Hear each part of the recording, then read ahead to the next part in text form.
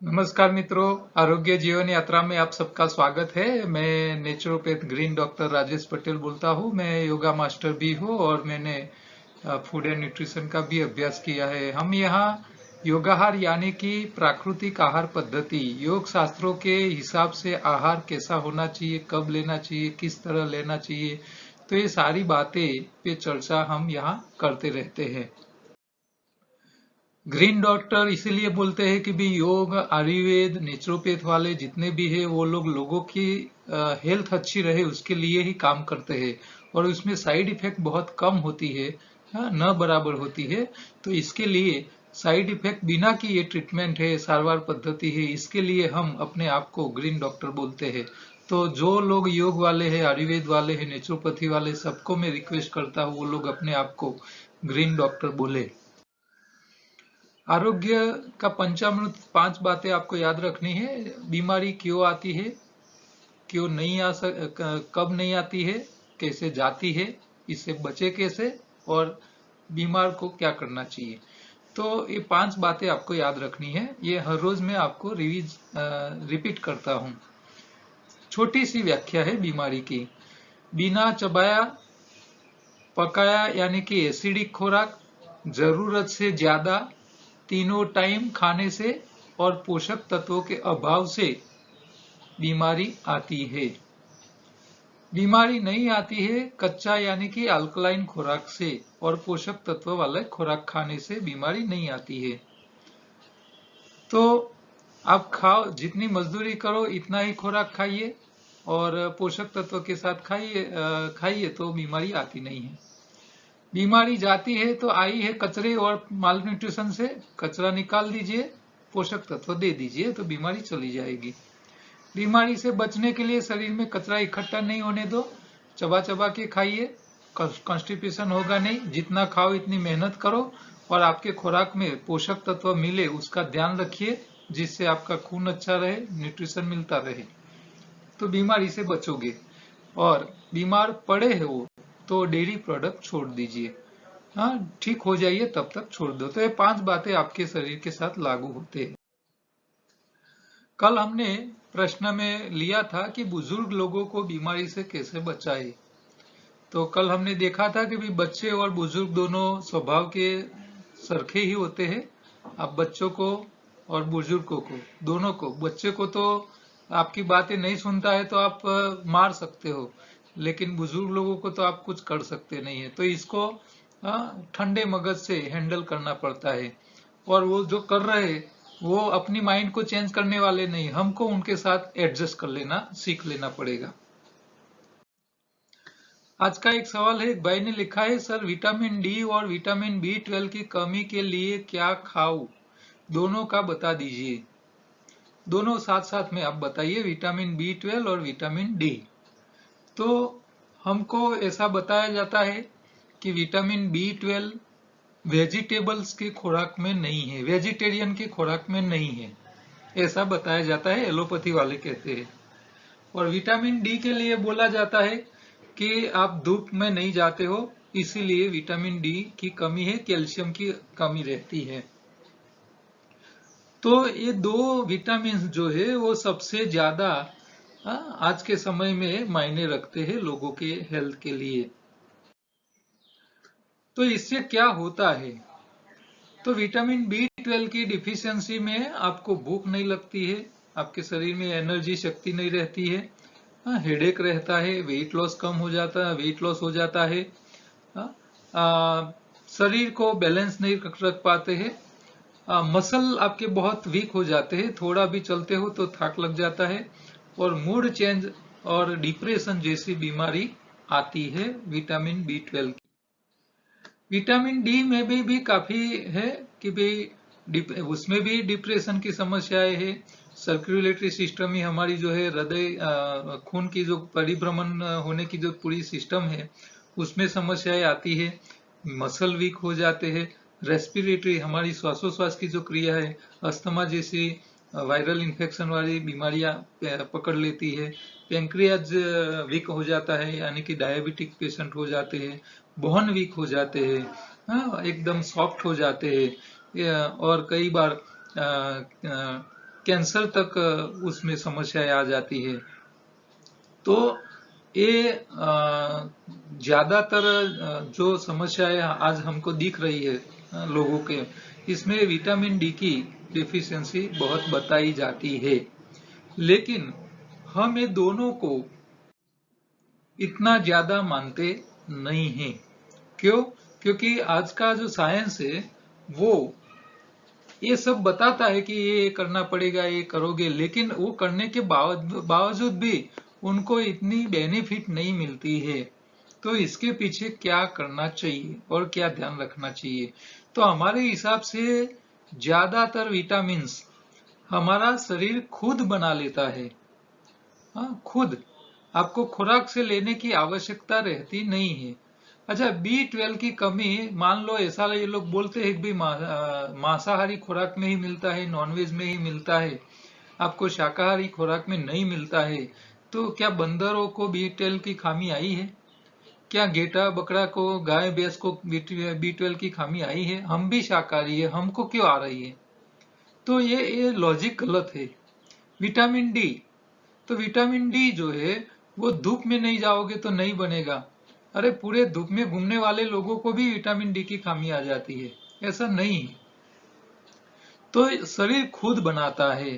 तो ये कैसे बनता है? तो हमारे शरीर में जठर के बाद जो छोटी आंत चालू होती है, वो छोटी आंत करीब 30 फीट लंबी है, 28-30 फीट लंबी।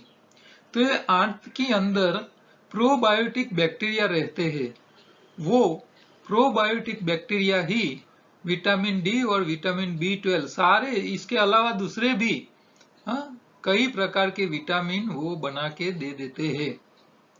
तो यहाँ समझना क्या है कि आपको जो खुराक आप खा रहे हो उसमें से कई खुराक ऐसे हैं जो शरीर सीधा एब्जॉर्ब कर लेते हैं, उसको प्रोसेस करने की जरूरत नहीं है। जैसे कि आपने पानी पिया, तो पानी खुराक भी है, तो पानी जैसे पिया तो उसको प्रोसेस करने की जरूरत नहीं है, शरीर आंतों में से सीधा उसको एब्जॉर्ब कर लेता है और जहां जरूरत है वहां उसका काम करने लग जाता है। गन्ने का रस है, शुगर, तो ये मीठी चीज है। आप गन्ने का रस पियो, नारियल पानी पियो, तो उसको प्रोसेस करने की जरूरत नहीं है। वो ऐसे फॉर्म में है कि सीधा उसको शरीर ले लेता है और आपके बॉडी में, खून में सीधा ग्लूकोज लेवल बढ़ा देता है और आपको एनर्जी आ जाती है, ताकत मिल जाती है। चर्बी, तो चर्बी एक ऐसा खुराक है, उसको आप जैसे खाते हैं आपका शरीर पूरा उसको खींच लेता है, सीधा खून में चला जाता है, फिर उसका जो प्रोसेस करना है वो शरीर कर लेता है। प्रोटीन, तो प्रोटीन दालें हम खाते हैं, तो प्रोटीन भी ऐसा है, जितना जरूरत है इतना शरीर खींच लेता है, फिर उसका सीधा प्रयोग कर लेता है, उसको प्रोसेस करने की जरूरत नहीं है। लेकिन जो हम फाइबर खाते हैं, और हर चीज में फाइबर है, आप पत्ती ले ले, पत्ती को देखोगे तो इसके पीछे के हिस्से में थोड़ी छोटी छोटी लाइंस दिख रही है, नसें दिख रही है, तो ये क्या है? फाइबर है। पत्ते के पीछे जो लाइंस होती है, दिखती है, तो वो सारे फाइबर से बने हुए हैं। तो हम जब खुराक खाते हैं तो शाकाहारी प्राणी वनस्पति आहारी है, वनस्पति खाता है, पत्ता खाता है, पत्ते के साथ फाइबर जाता है। ये फाइबर हमारे शरीर में जब जाता है तब हमारी आंतों में उसका फर्मेंटेशन होता है, और फर्मेंटेशन करने वाले बैक्टीरिया हमारी आंतों में हयात होते हैं, करोड़ों की, अबजों की संख्या में। तो यहाँ सिंपल सी बात आपको मैं समझाना चाहूंगा कि जैसे आप सबको पता है कि भी जंगल में जो कचरा होता है, एग्रो वेस्ट उसको बोलते हैं। हमारे गांव में जो खेतों में जो पाक हम खेतों में लगाते हैं, उसका जो कचरा बचता है वो कचरा एग्रो वेस्ट बोला जाता है। अच्छा, आपने मान लो एक दूसरा पौधा खेतों में लगा दिया है, कोई प्लांट लगाया है, छोड़ लगाया है। अब ये छोड़ के मूल में गड्ढा करके आप ये एग्रो वेस्ट सीधा गड्ढा करके डाल दो, तो क्या ये छोड़ के जो मूल है, जो रूट है, वो एग्रो वेस्ट को सीधा खा पाएंगे? वो कभी नहीं खा पाएंगे। उसको क्या करना पड़ेगा?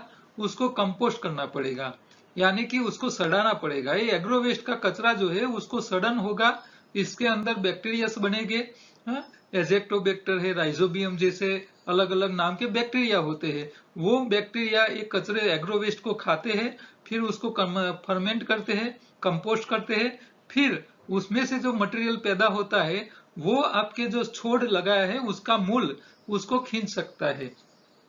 तो ये जो वर्मी कंपोस्ट आता है वो वर्मी कंपोस्ट ऐसा ही है। जब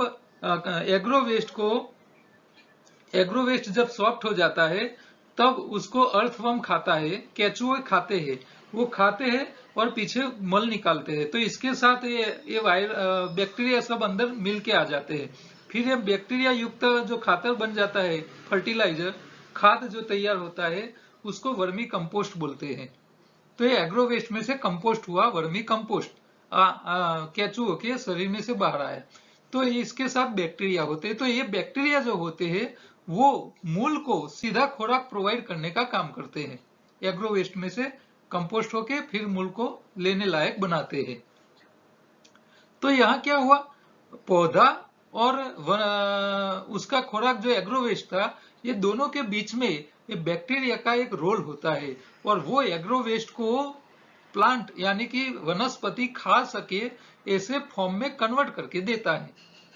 तो इसी तरह शाकाहारी प्राणी और उसका खुराक है वनस्पति और प्राणी, उसके बीच में ये बैक्टीरिया जो होते हैं। तो हम जब खुराक खाते हैं तो वो खुराक आंतों में जाता है, आंतों में उसका सड़न होता है, प्रोबायोटिक बैक्टीरिया उसको सड़न करते हैं, कंपोस्ट करते हैं, फर्मेंट करते हैं, फिर वो शरीर के काम के विटामिन तैयार करते हैं और शरीर उसको एब्जॉर्ब करता है।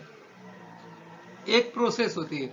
अच्छा, ये बैक्टीरिया जो होते हैं उसकी भी एक लाइफ होती है। ये 2-4 दिन के मेहमान होते हैं, फिर नए नए बनते रहते हैं, पुराने मरते रहते हैं। तो ये जो बैक्टीरिया मर जाते हैं उसकी जो डेड बॉडी है वो भी कई प्रकार के एंजाइम्स और कई प्रकार के विटामिन वो बनाने में काम करते हैं। तो वो भी शरीर हमारा एब्जॉर्ब कर लेता है।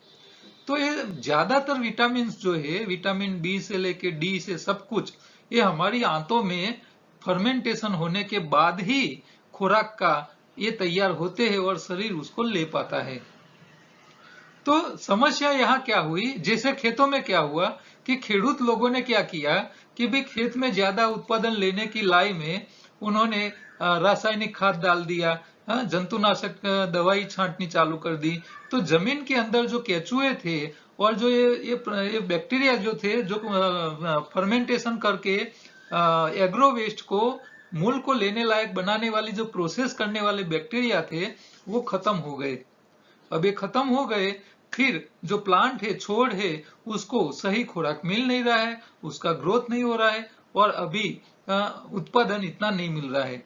लेकिन वही खेतों में जब आप गोबर डालते हो गाय भैंस का, और गोबर जब फर्मेंट होता है, केचुए बनते हैं, उसका वो फर्मेंटेशन होता है, फिर वो मूल खा सकता है। तो वो ऐसे जब हम नेचुरल खाद डालते हैं तभी उसमें ज्यादा पाक और अच्छी फसल ले पाते हैं और जो टेस्टी होती है। आप नेचुरल खाद से फसल जो पैदा करते हो उसका स्वाद भी एक अलग प्रकार का होता है, नेचुरल और टेस्टी होता है। आप रासायनिक खाद से कोई भी चीज पकाओगे खेतों में तो उसका स्वाद ही नहीं होता है। तो इसी तरह खेडूतों ने फसल ज्यादा लेने के चक्कर में उन्होंने यूरिया, डीएपी और पेस्टिसाइड डाल के जमीन के अंदर जो अच्छी काम करने वाले बैक्टीरिया थे, जो बीज का रोल बदलने वाले थे, वो सारे खत्म हो गए। फिर अभी हमारी जमीन में से उत्पादन कम हो गया है और जो हो रहा है उसका स्वाद भी अच्छा नहीं मिल रहा है। इसी तरह हमारे शरीर में क्या हुआ, जैसे कोई व्यक्ति बीमार पड़ता है, आपको गला भी पकड़ गया, तुरंत आप एलोपैथी की दवाई ले लेते हो। वो दवाई आपकी आंतों में जाती है और आपकी आंतों में जो प्रोबायोटिक बैक्टीरिया, जो अलग अलग प्रकार के विटामिन बनाने वाले, लाखों करोड़ों विटामिन तैयार करने वाले बैक्टीरिया जो है, और वो भी अलग अलग प्रकार के लाखों प्रकार के होते हैं, वो सारे बैक्टीरिया को आपने मार गिराया है। अंदर कुछ एक्टिविटी ही नहीं हो रही, आप जो खा रहे हो बिना प्रोसेस हुए ही बाहर निकल जा रहा है, शरीर कुछ ले नहीं पा रहा है और आपके शरीर में समस्याएं बढ़ती रहती है। तो ये इसके मूल कारण है। तो आपको अब क्या करना है कि जो खुराक सीधा मिलता है शरीर ले सकता है उसको सीधा देना है, और जो खुराक प्रोसेस होने के लिए मांगता है उसको प्रोसेस होने के लिए आपके शरीर में बैक्टीरिया भी होने चाहिए, और वो बैक्टीरिया को अंदर ग्रोथ होने के लिए, हाँ, कॉलोनी कॉलोनी बनाने के लिए, उसको रहने के लिए स्पेस भी होनी चाहिए। तो ये स्पेस कब बनती है? जब आप फाइबर युक्त खुराक खाते हो। तो ये फाइबर जो होता है वो बैक्टीरिया को रहने की जगह भी देता है, और उसको फर्मेंट होने के बाद वो फाइबर को वो बैक्टीरिया खाते हैं और वो अलग अलग प्रकार के विटामिन बना के देते हैं। तो इसीलिए डॉक्टर खादिरवली की जो पूरा कॉन्सेप्ट है पूरा खादिरवली का, कि भाई आप लिटल मिलेट खाइए। लिटल मिलेट में 25 से लेके 35-40 तक परसेंट तक फाइबर होते हैं, और हम जब बड़े धान्य खाते हैं गेहूं और चावल तो इसमें 2-5% भी नहीं होता है, और जो होता है उसको भी छान के निकाल देते हैं हम। तो पूरा मैदा बना के खाते हैं, अकेला कार्बोहाइड्रेट्स खाते हैं। अब कार्बोहाइड्रेट्स तो सीधा शरीर ले लेगा, लेकिन आप शरीर में फाइबर युक्त खुराक ही नहीं जाने दे रहे हो और बैक्टीरियल कॉलोनी एक्टिविटी नहीं हो रही है, तो इससे क्या होता है, आपको विटामिन डेफिशिएंसी आती है। ये सिंपल सा लॉजिक है। तो आपको खाने में क्या करना है, पहले तो हरी पत्ती जरूरी है। हरी पत्ती में फाइबर जाएंगे, हरी पत्ती में हरा रंग जाएगा, जो क्लोरोफिल जाएगा वो आपके शरीर में नया हीमोग्लोबिन बनाएगा। तो पहले तो वो खाइए। सबसे पत्तियों में सबसे अच्छा कोई है तो वो है गेहूं का जवारा, सहजन की पत्ती और रजका, जिसको अल्फा अल्फा बोलते हैं, तो ये टॉप लेवल पे है। फिर मेथी पत्ता है, और मीठे नीम का पत्ता है। तो ये सारे पत्तियां जो है वो उसमें ज्यादा न्यूट्रिशन भी है, और हरी पत्ती का हरा रंग जो क्लोरोफिल है वो भी ज्यादा होता है। तो धरती पे होने वाले पत्तियां है, पानी में होने वाली जो वनस्पति, इसमें स्पिरुलिना, तालाब में होने वाली जो लील होती है, वो लील जो है वो सबसे ज्यादा क्लोरोफिल और सबसे ज्यादा न्यूट्रिशन उसमें मिलते हैं। तो ये लील के अंदर प्रोबायोटिक बैक्टीरियल एक्टिविटी हो जाती है, और लील के स्पिरुलिना जो होता है, वो स्पिरुलिना आप जब उसकी टेबलेट खाते हो तो आपको B12 सीधा मिल जाता है, विटामिन बी इसमें से मिल जाते हैं, तो वो आपको अच्छा बेनिफिट देता है। आप स्पिरुलिना नहीं ला सकते हो तो आपको लिटिल मिलेट खाना है, ठीक है।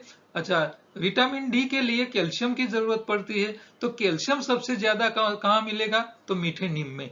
आप मीठे नीम का पत्ता ले आइए, इसमें जितना कैल्शियम मिलेगा इतना शायद दूसरे दुनिया के कोई पत्तियों में नहीं मिलेगा।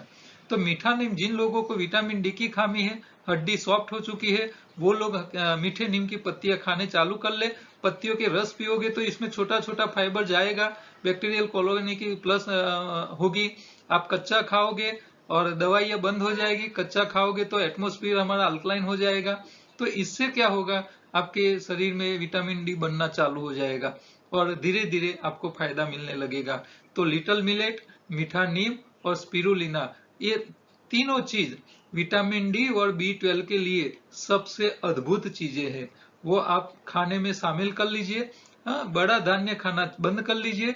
और मैंने 2-3 दिन पहले एक ये भी वीडियो बनाया था कि लिटिल मिलेट महंगा है तो उसको क्या करना है, तो उनको क्या करना है कि भाई गेहूं चावल लाना है क्योंकि वो सस्ता है। तो गेहूं चावल आप पका के खा रहे हो, इसके अंदर जो पत्तियों का रस आपने बनाया था तो पत्तियों का रस छान के निकाल दीजिए, लेकिन उसका जो कुचे बचते हैं, जो फाइबर बचते हैं, कचरा जो बचता है, वो कचरा आप गेहूं या चावल की जो आइटम बना रहे हो उसके अंदर डाल दीजिए। तो वो फाइबर पक जाएंगे, और पके हुए फाइबर जो है वो हमारे शरीर में प्रोबायोटिक एक्टिविटी जल्दी कर सकता है, क्योंकि उसका फर्मेंटेशन जल्दी हो जाता है। तो आप ये भी साथ में कर सकते हो। तो ये एक टाइम हमको पकाया खाना है, इसमें या तो लिटिल मिलेट ले लीजिए, या तो बड़ी चावल या तो गेहूं खाना है या बाजरा खाना है, तो इसके अंदर आपको फाइबर डालना है। हाँ, छोटा बाजरा होता है जो बाजरी बोलते हैं उसको, बड़ी साइज वाला जो होता है बाजरा उसको बाजरा बोलते हैं, और छोटा दाना होता है उसको बाजरी बोलते हैं। तो ये छोटी दाने वाली जिसमें फाइबर का प्रमाण ज्यादा है, ऐसा आप सुबह में पानी में रखो, दोपहर को उसको उबालो और रात को ठंडे ठंडे खाइए। तो ये रात को ठंडा खाना इसीलिए है क्योंकि दोपहर को पकाया हुआ जो है मिलेट, वो ठंडा जब रात को खाओगे तो तब तक इसमें फर्मेंटेशन हो जाएंगे। फाइबर जो वाटर सोल्यूबल फाइबर है वो फर्मेंट हो जाएगा, वो प्रोबायोटिक बैक्टीरिया बन जाएंगे और आपको वो ठंडा ठंडा ही खाना है। आप उसको गर्म करके खाओगे तो फिर बैक्टीरिया बचेगे ही नहीं और शरीर में जाके अपना काम नहीं कर पाएंगे। तो ये बहुत छोटी सी गलती नहीं कर लेना आप लोगों को। तो मिलेट पकाने का एक तरीका है, हो सकता है तो मिलेट ही खाइए, नहीं महंगा पड़ता है तो आपको फाइबर युक्त खुराक खाने में ज्यादा करना है और फाइबर वाली चीज जो है वो पका के जाएगी तो आपको शरीर में अच्छा रिजल्ट उसका मिलेगा। दूसरा एक रास्ता है कि आप प्रोबायोटिक बैक्टीरिया शरीर में बढ़ाइए, इसके लिए आपको वेजिटेबल्स के दूध के दही भी बना सकते हो। हाँ, आप ऑनलाइन सर्च करोगे तो ये नारियल का दूध है, बादाम का दूध है या तो मूंगफली के दाने का दूध है, उसको कैसे दही बनाना है वो आपको सारे वीडियो मिल जाएंगे। और आप नहीं कर सकते हो तो आपको क्या करना है, आपको वेजिटेबल्स के दूध बना देना है फर्स्ट बाइम, उसको आपको उबाल देना है। उबालने के बाद उसके अंदर आप जो गाय के दूध का जो दही है वो अंदर मिक्स कर लीजिए थोड़ा प्रोबायोटिक एक्टिविटी के लिए, तो वो डाल दोगे तो इसमें से आपको जल्दी दही तैयार हो जाएगा। एक बार ये दही बना लीजिए, फिर वो नए वेजिटेबल्स के दूध में से दही बनाने के लिए हर रोज वो काम में आ जाएगा। शुरू में एक बार आपको गाय के दूध का दही जो है उसका अमल कर लेना है, इस्तेमाल कर लेना है फर्स्ट टाइम आपको, फिर हर रोज करने की जरूरत नहीं पड़ेगी, वही दही आपको चलता रहेगा। तो ये भी आप कर सकते हो। मिलेट नहीं खा सकते हैं वो लोग, ऐसे वेजिटेबल्स के दूध का दही बना के भी खुराक में साथ में खाए तो इससे उनके शरीर में विटामिन डी और B12 की काफी समस्या कम हो जाएगी और शरीर को नेचुरल विटामिन बन जाएंगे। आप बाहर से कितना भी सप्लीमेंट दे दो तो उसका कोई मतलब नहीं है, आर्टिफिशियल सप्लीमेंट देने का कोई मतलब नहीं है। हाँ, विटामिन डी और B12 की टिकड़ियां खाना कोई मतलब नहीं है। इससे अच्छा है कि आपका शरीर खुद बना ले। तो ये सिंपल सा तरीका है शरीर में विटामिन बी और B12 और डी को बढ़ाने के लिए। तो स्पिरुलिना जो है वो उसकी टेबलेट आती है, आप वो लेगो, आप मंगवा सकते हो हमारे पास से। और वो अमेजोन पे जो 500 रुपये की है वो आपको 250 में मिल जाएगी हमारे यहाँ से मंगवाने से। काम की बातों में बच्चों को कुछ सिखाने की जरूरत नहीं है, बच्चे खुद ही सीख लेते हैं। तो एक बच्चा अपने आप को कैसे सीख लिया है, शरीर के ऊपर कंट्रोल कैसे किया है, जरा देख लीजिए छोटा सा वीडियो। आपका नाम क्या है? सिद्धार्थ गौतम। आपका पिता का नाम क्या है? नरेंद्र गौतम। आप क्या क्या कर सकते हैं? मैं पेटी लाता हूँ, गंदे लाता हूँ, पेट चिपकाता हूँ। और आपने किसे सीखा? नो। आप आराम से कर सकते हैं? पक्का आपने किसी से सीखा? तो पहले स्टेप दिखाइए। देखो कैसे अपना पेट हिला रहा है, ऊपर से नीचे ऐसे ऐसे करता है। दूसरा स्टेप देखो पेट को अंदर ऐसे खींच लिया, नूली क्रिया जैसा बनाता है। तीसरा देखो उनके शोल्डर कैसा करता है।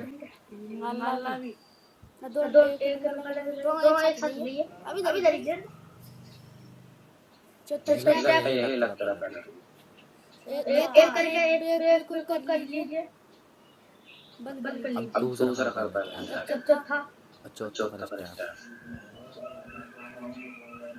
मुंह निकल ले और भी ना गोटे में कर बैठ के पेट ही लपेट। अब बोले जो बोलना। आप इस वीडियो को देखकर सब्सक्राइब एंड लाइक करें और ज्यादा से ज्यादा शेयर करें। पेट ही लपेट। तो बच्चे जब ठान लेते हैं कि मुझे ये करना है तो वो अपने आप सब कुछ सीख लेते हैं। हाँ? उसको सिर्फ थोड़ा प्रमोट करने की जरूरत होती है। तो योगाहार में आहार का इंजीनियरिंग है, सिंपल सी बातें हम आपको समझाने का प्रयत्न करते हैं। शरीर में सफाई कैसे रखनी है, शरीर को खुराक क्या अनुसार देना है और सावधानी क्या रखनी है, ये छोटी 3 बातों के ऊपर ही पूरा योगाहार टिका है। उसका पूरा चार्ट है ये चार्ट आपको याद रखना है। आपका स्वाद क्या करेगा खुराक का, आपको खुराक कैसा अल्कलाइन कब ले, क्या कितना लिए, एसिडिक किसको बोलते हैं, कैसे खाना है, चबा के खाना है या सीधा खाना है, तो शरीर को खुराक कितने प्रकार का चाहिए, उसकी क्वालिटी कैसी चाहिए, शरीर में खुराक जाने के बाद कचरा कहाँ इकट्ठा होता है। हाँ, तो ये सारी बातें आपको ये एक ही चार्ट में हमने बताया हुआ है। तो ये पूरा योगाहार का कोर्स समझने के लिए आप योगाहार के पूरे चैनल के ऊपर पूरे कोर्स का एक प्ले लिस्ट है, वो एक एक करके वीडियो आप सारे देख लीजिए। ई बुक भी अवेलेबल है अमेजोन किंडल पे, और एक फूड विथ लाइफ योगाहार नाम की हमारी दूसरी यूट्यूब चैनल है, वहां जाइए, आपको अच्छी फूड की रेसिपी मिल जाएगी। और ये बिना दवाई रोग भगाने हेतु मुफ्त मार्गदर्शन के लिए ये नंबर पे व्हाट्सएप कीजिए। ऐसा एक कोई आप कहीं कुछ भी प्रिंट कराते हैं तो साथ में करवाइए। आप सोशल मीडिया के लिए कोई एडवर्टाइज बना रहे तो इसके अंदर भी ये छोटा सा सेंटेंस रख सकते हो। ठीक है, तो कल दोबारा दूसरे प्रश्नों के साथ मिलेंगे, तब तक नमस्कार।